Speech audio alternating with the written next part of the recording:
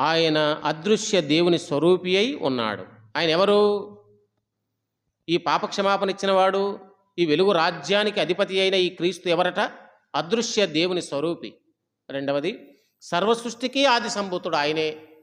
సర్వసృష్టిని కలగజేసిన వాడు ఆయనే. ఆది యందు వాక్యముండెను, వాక్యమే దేవుడే ఉండెను, ఆయన మూలముననే సమస్తము కలిగెను. సర్వసృష్టికి ఆది సంభూతుడైన వాడు.